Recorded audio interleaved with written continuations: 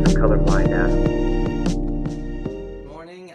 I'm here in Luang Prabang, Laos, and got myself a new shirt yesterday, so decided to give it a wear while we're doing my video today. Today is a nice little drizzly day. It's been super hot, right? So finally we get some rain to cool us off, and so I was like, you know what? I'm just gonna sit on my balcony, enjoy that fresh, cool air, and talk to you guys. So today's gonna be a video day.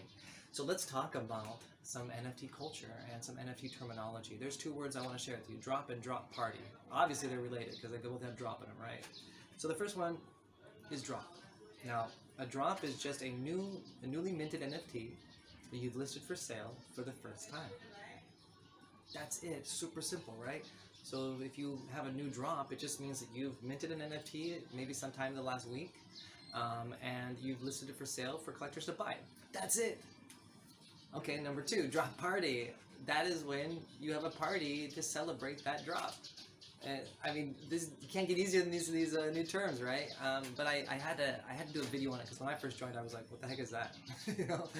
And now, how do you do drop parties to make them successful? Now that's key, right? So let's talk about that.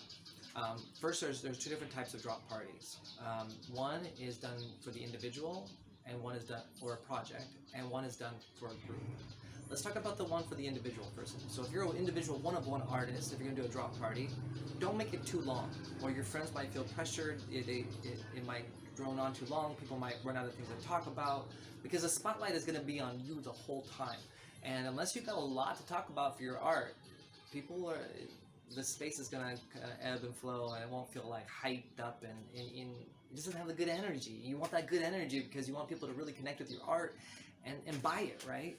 So what I would recommend is just a 1 hour space or maybe a 2 hour space tops for a one-on-one artist. I think that's good enough, and you can have people there joking around, have a lot of fun, and then also have people talking about your art and critiquing it.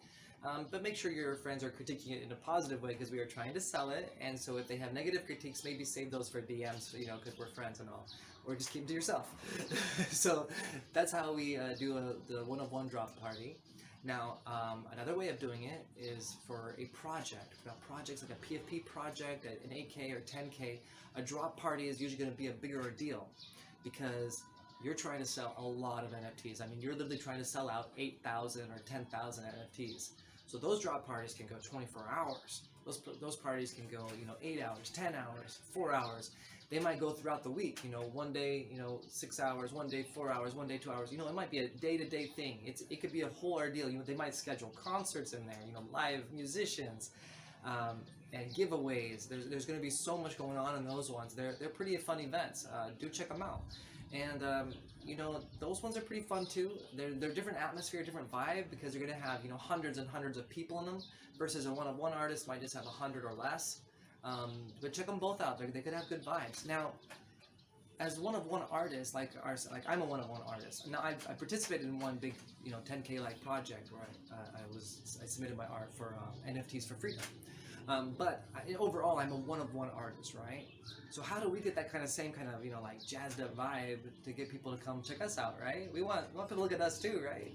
So what I would recommend is doing a drop party with your friends. So get your friends together, coordinate your drops at the same time. So you get 10 friends that you're really close to. We call it our tribe, like that's kind of a weird word, but to use in a sense. But that's what they say. They say know your tribe, find your tribe. So get a group of friends of like 10 or so people together, and coordinate a drop at the same time, and then host a space for the 10 of you, and that will allow each of you to bring in your followers. So if you got 10 people and each of you got 2,000 plus followers, you have a chance to get a space going that's 100 people plus. And you guys can do like a little giveaway in there too. You don't have to give away the nice art, but maybe an edition. So maybe you have another piece of art that's like 100 editions that you've made just for giveaways. It's not for sale. And you could do like a giveaway. Like if you guys join this group, you can get do a raffle, and maybe do a couple of draws and give out a piece of art. Now you don't have to give them all out in one space. You save the rest for your next drop party, and those are just your special giveaways that you do just for your drop parties. That's another way to boost engagement and get more people interested in coming and checking out what you're doing. So yeah, do a drop party with your friends. It's a lot of fun. My friend Ishika and I, we like to do a share your new drop party together and that's a lot of fun because we get like hundreds of people coming over, and people sharing their art, and it's always new and exciting art. So not art we've seen every single space. It's kind of exciting, and it's beautiful. I love looking at art, so it's a lot of fun for us.